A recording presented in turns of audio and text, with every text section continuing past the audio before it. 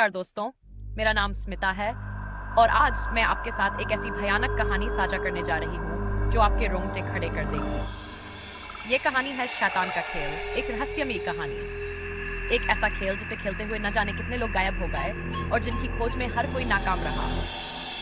अब आप सोच रहे होंगे, खेल और भूत? अरे भाई, ऐसे खेल खेलना बंद करो जो तुम्हें सीधा मौत के दरवाजे तक ले जाए।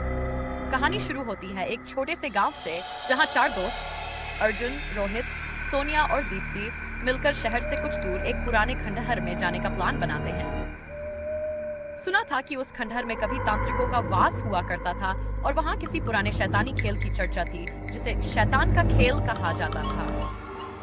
अब हम सभी जानते हैं कि ये खेल सिर्फ कहानियों में होता है, या शायद नहीं।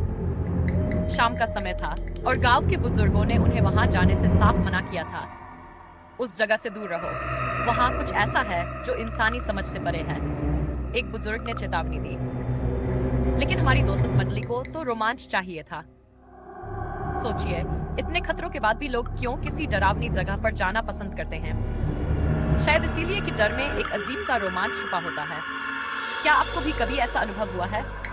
खैर, वे चारों खंडहर में पहुंचे और वहां का माहौल बेहद सन्नाटे से भरा हुआ था।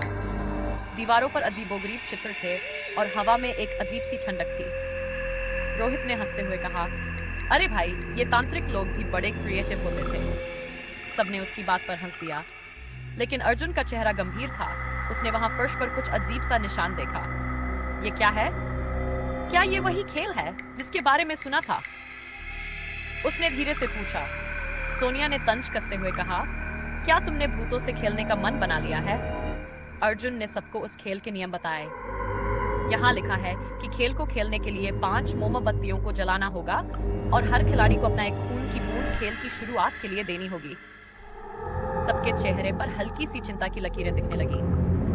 दीप्ति ने मजाक में कहा, भाई, अगर खून देना है तो पहले से ही कह दो, ये खेल नहीं खेलना।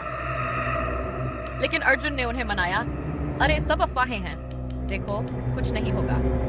खेल शुरू हुआ। जैसे ही सबने खून की बूंदें दी, खंडहर के चारों ओर की मोमबत्तियां अचानक बुझने लगी।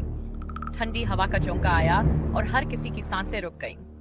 सोनिया ने चौंकते हुए कहा, क्या किसी ने देखा कि रोशनी खुद ब खुद बुझ गई? अर्जुन ने तुरंत कहा, शायद हवा थी। लेकिन उस क्षण एक भारी कदमों की आवाज पास आती महसूस हुई। वो आवाज इतनी डरावनी थी कि सबके चेहरे से हंसी गायब हो गई। अर्जुन ने डरते हुए कहा, कोई हमारे साथ है। अचानक दीप्ति चीख पड़ी, वो देखो, वहां एक साया है। सबने पीछे मुड़कर देखा और वहां वाकई एक काला साया खड़ा था। उसकी आंखें लाल और चमकती हुई थी। वो धीरे धीरे उनकी तरफ बढ़ने लगा।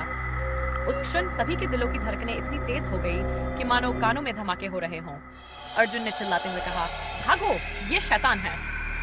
सब तेजी से भागने लगे, लेकिन जैसे ही वो दरवाजे तक पहुंचे, दरवाजा खुद ब खुद बंद हो गया। अब क्या? यही सोच रहे होंगे ना आप? रुको दोस्तों, अभी तो कहानी में असली खेल बाकी है।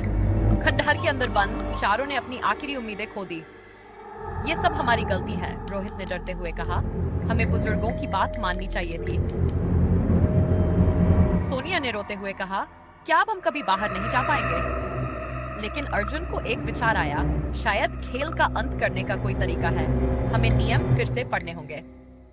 तभी साया फिर से सामने आ गया। उसकी हंसी भयानक थी और उसने कहा, तुमने खेल शुरू किया है, अब इसे पूरा करना ही होगा। अर्जुन ने हिम्मत दिखाते हुए पूछा, खेल का अंत कैसे होगा? साया मुस्कुराया और बोला, तुम में से एक को अपना जीवन बलिदान देना होगा, तभी बाकी बच पाएंगे। सब एक दूसरे की ओर देखने लगे। कौन अपने प्राणों की आहुति देगा? आप में से कोई ये खेल खेलता तो क्या करता? रोहित ने आगे बढ़ते हुए कहा, मैं अपनी जान दूंगा ताकि तुम सब बच सको।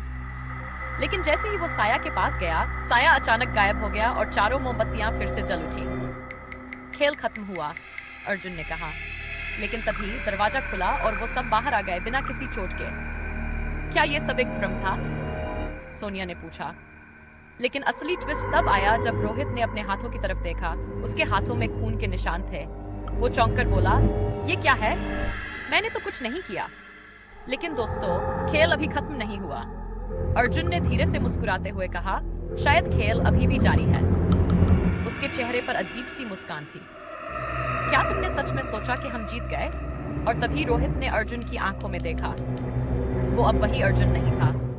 शायद वो साया अब अर्जुन के शरीर में समा गया था और वो चारों अब अपने डरावने भाग्य से अनजान एक नए खेल की शुरुआत कर चुके थे।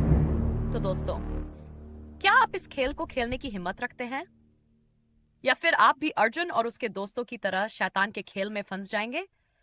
अगर आपको ये कहानी पसंद आई हो तो कृपया इसे लाइक करें, अपने विचार कमेंट में साझा करें और चैनल को सब्सक्राइब करना न भूलें। फिर मिलेंगे एक और भयानक कहानी के साथ। धन्यवाद।